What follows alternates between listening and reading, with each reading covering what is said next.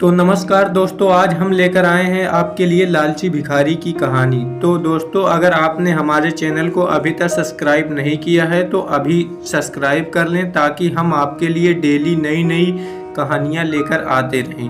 तो आइए दोस्तों, अब हम स्टार्ट करते हैं लालची भिखारी की कहानी। एक गांव में एक बूढ़ा फकीर रहता था। उसका नाम था राम कृपाल। वह भोजन के लिए घर घर भीख मांगता था। भिक्षा से प्राप्त धन से वह अपना और अपनी पत्नी का भरण पोषण करता था। शहर के अमीर लोगों को मौज मस्ती करते देखकर राम कृपाल अक्सर उदास हो जाता था और अमीर भी बनना चाहता था।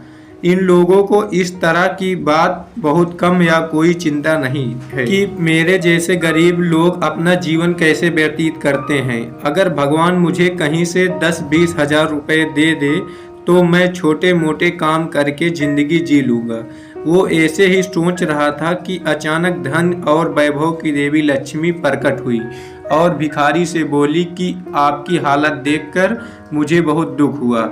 मैं तुम्हें कुछ सोने के सिक्के देने आई हूँ। देखो, मेरे पास सोने की बहुत सी मोहरें हैं। अपनी थैली खोलो, मैं इसे सोने से भर दूंगी। लक्ष्मी देवी की बात सुनकर भिखारी का चेहरा खुशी से खिल उठा।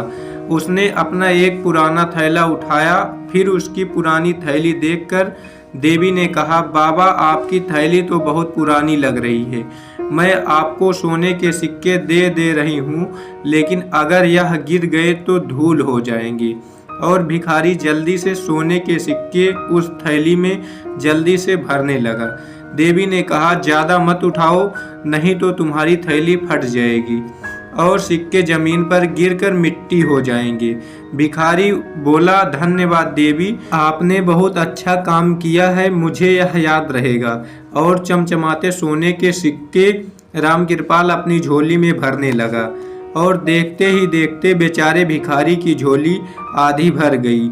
और अब देवी ने मना कर दिया कि अब रहने दो। भिखारी ने प्रार्थना की और कहा कि अभी आधी झोली भरी है, थोड़ा और भरने दो।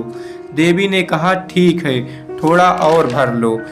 थोड़ी देर बाद देवी ने फिर से कहा, बाबा, अब बहुत सिक्के हो गए हैं, अब आपको संतुष्ट हो जाना चाहिए। लेकिन राम कृपाल बोला, नहीं देवी, थोड़ा और भर लेने दो, मेरी थैली बहुत मजबूत है, आप बेफिक्र रहो। थोड़ी देर बाद देवी ने फिर से समझाया कि अब रहने दो, यह इतने सिक्के ही आपके जीवन की सारी गरीबी दूर कर देंगे।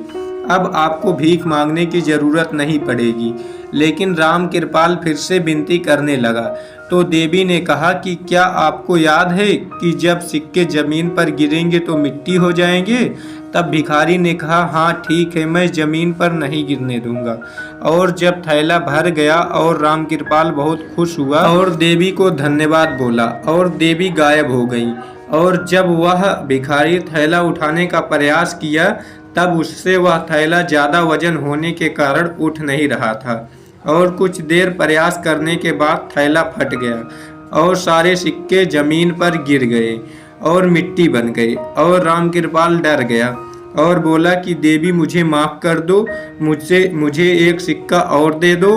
और यह कहकर ऊपर की तरफ देखा तो वहाँ कोई नहीं था, क्योंकि देवी तो वहाँ से जा चुकी थी।